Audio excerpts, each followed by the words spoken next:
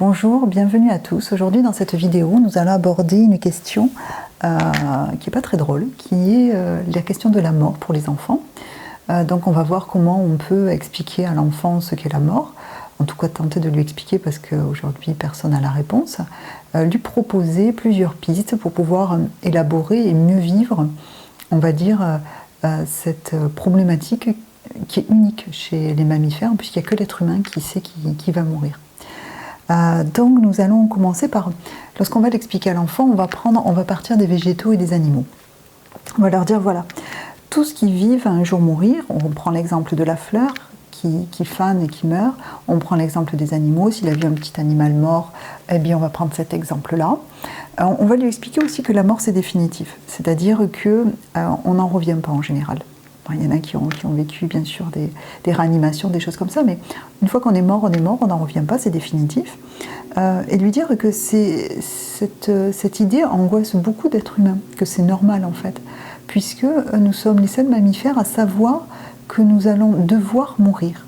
C'est-à-dire que les animaux savent parfois quelques heures à l'avance qu'ils se préparent quelque chose, notamment on l'a remarqué lors des catastrophes naturelles, où les animaux vont migrer quelques heures avant la catastrophe naturelle. Mais en dehors de cette phase-là, ils ne savent pas que de toute façon, ils devront mourir. Alors que chez nous, les êtres humains, à partir de l'âge de 5 ans, on sait, l'enfant commence à percevoir et à comprendre cette problématique, qui sait qu'un jour, on devra mourir. Donc on va partir de là. On va lui expliquer justement que tout ce qui vit meurt un jour, y compris nous, y compris eux. On va leur expliquer aussi qu'il y a des êtres humains qui ont consacré leur vie à ça, à réfléchir à ces questions-là, ce qu'on appelle les philosophes et les questions existentielles. Donc on va lui expliquer ce qu'est un philosophe. Un philosophe, c'est un être humain qui a consacré sa vie à réfléchir sur les questions existentielles. Alors, ça veut dire quoi? Ça veut dire existentiel, c'est commun à tous les êtres humains. À savoir, c'est un homme qui a réfléchi sur la mort, sur le bonheur, sur la liberté, sur la morale, tout ce qui constitue un être humain.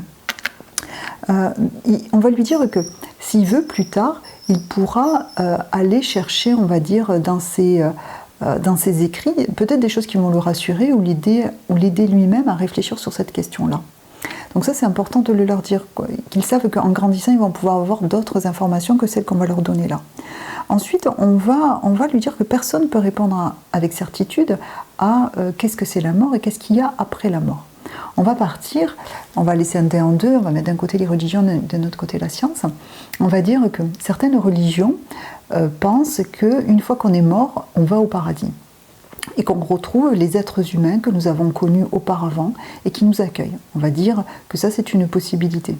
L'idée, c'est que le parent ne donne pas son point de vue à lui, mais qu'il lui propose plusieurs en fait, possibilités, et l'enfant va choisir parmi ces possibilités ce qui convient le mieux à son âge, ce qui convient le mieux à sa structure. Donc on va lui dire, on reprend sur le paradis, que certaines religions pensent que à la mort de l'être humain, du corps en tout cas, on va au paradis.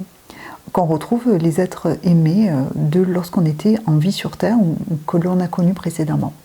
Ensuite, on peut leur dire que dans une autre religion, on pense que l'être humain, une fois qu'il meurt, se réincarne soit en animal, soit en végétal, soit en être humain. Et souvent, l'enfant, par expérience, j'ai constaté qu'il prenait cette voie-là. C'est-à-dire que lui, il allait se réincarner dans un animal, évidemment, qui le représentait symboliquement, en tout cas qui représentait ses manques symboliquement. Souvent, ce sont des animaux féroces.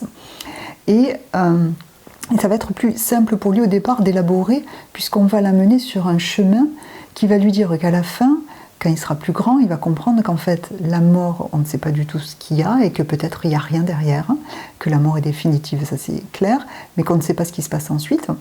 Et c'est au départ, là il est tout petit, on va juste lui permettre de dépasser les premières angoisses. Donc on va lui proposer en effet la possibilité de la réincarnation.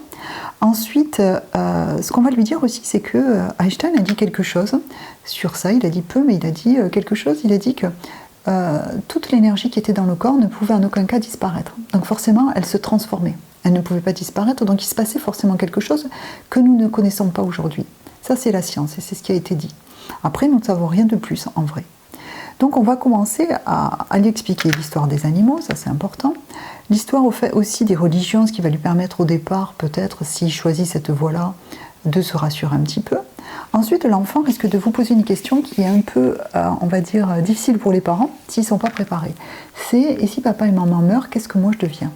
Et je pense qu'il faut vraiment que vous réfléchissiez à cette question, parce qu'il va falloir répondre, qu'évidemment on y réfléchit, que dans tous les cas, il ira avec des gens qui s'occuperont convenablement de lui, qui l'aimeront et qui seront gentils avec lui. Ça, c'est important pour pouvoir tempérer, on va dire, son angoisse.